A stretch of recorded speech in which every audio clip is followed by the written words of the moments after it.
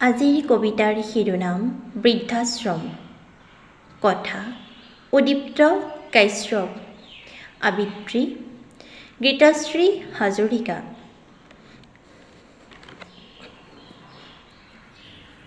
মোৰ সোণটো কাণফুলিযোৰ বিক্ৰী কৰি মোৰ মৰাশটো ঢাকিবলৈ বগা কাপোৰখন কিনিবা।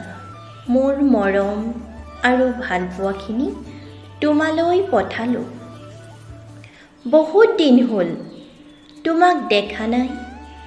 বহুত কষ্ট হয় কথাবোৰ ভাবিলে। কান্দোনত মোৰ বুকু ভাগি যায়। এতিয়া মোৰ বাবে তোমাৰ অন্তৰত কি অনুভূতি আছে মই নাজানো। তুমি সৰু থাকোঁতে মোক এৰি মোক বাদ দি একোৱেই নুবুজিছিলা। মই যদি কেতিয়াবা তোমাৰ চকুৰ আঁতৰ হৈছিলোঁ, তেতিয়া তুমি মা মা বুলি চিৎকাৰ কৰি উঠিছিলা। মোৰ বাহিৰে তুমি কাৰো কোলালৈ নগৈছিলা। 12 বছৰ বয়সত তুমি আম গছৰ পৰা পৰি হাতত দুখ পাইছিলা। তোমাৰ দেউতাই সেই শালৰ বলদযোৰ বিক্ৰী কৰি তোমাৰ চিকিৎসা কৰিছিল। শুন, তেতিয়া 3 দিন 3 ৰাতি তোমাৰ কাষত নোখোৱাকৈ মই আছিলোঁ। সেই কথা জানো তোমাৰ এতিয়া মনত আছে? তুমি এক মুহূৰ্তও মোক নেদেখিলে থাকিব পৰা নাছিলা। তুমি বিশ্ববিদ্যালয়ত পঢ়াৰ সময়ত মোৰ বিয়াৰ গহনা বিক্ৰী কৰি তোমাৰ পঢ়াৰ খৰচৰ যোগাৰ কৰিছিলোঁ। হাতৰ বিষটো তোমাৰ এতিয়াও আছে নেকি? ৰাতি শুবৰ পৰত তোমাৰ কপালত মূৰত হাত বুলাই নিদিলে তুমি নুশুইছিলা। তোমাৰ প্ৰতি মোৰ একো অভিযোগ নাই। মোৰ কপালত যি লিখা আছে সেয়াই হ'ব। মোৰ বাবে তুমি কোনো চিন্তা নকৰিবা। মই ভালকৈ আছোঁ। কেৱল তোমাৰ যোন যেন মুখনি চাবলৈ মোৰ বৰ মন যায়। শুন,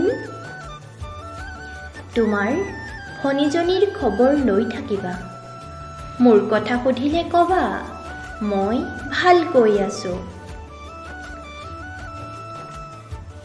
মই ঈশ্বৰক অনুৰোধ কৰিছোঁ, তুমি যেন মোৰ দৰে কেতিয়াও বৃদ্ধাশ্ৰমত থাকিব লগা নহয়।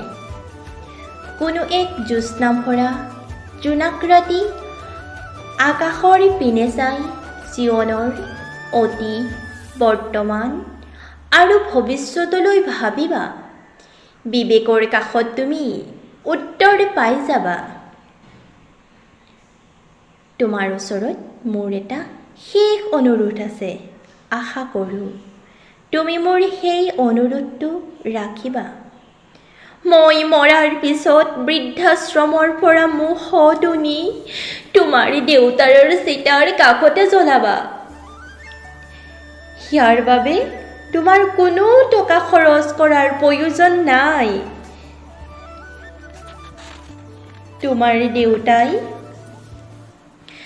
আমাৰ বিয়াত মোক দিয়া কাণফুলিযোৰ মই চাদৰৰ আঁচলত বান্ধি ৰাখিছোঁ। কাণফুলিযোৰ বিক্ৰী কৰি পোৱা টকাৰে মোৰ শ্মশানৰ কামখিনি কৰিবা। তোমাৰ সৰুকালৰ এখন ফটো মোৰ চিতাৰ কাষতে থৈ যাবা। ফটোখন চাই চাই মনে মনে মই ভাবিম যে এইটোৱে নেকি মোৰ সেই তাহানিৰ মাইনা নেকি? ধন্যবাদ।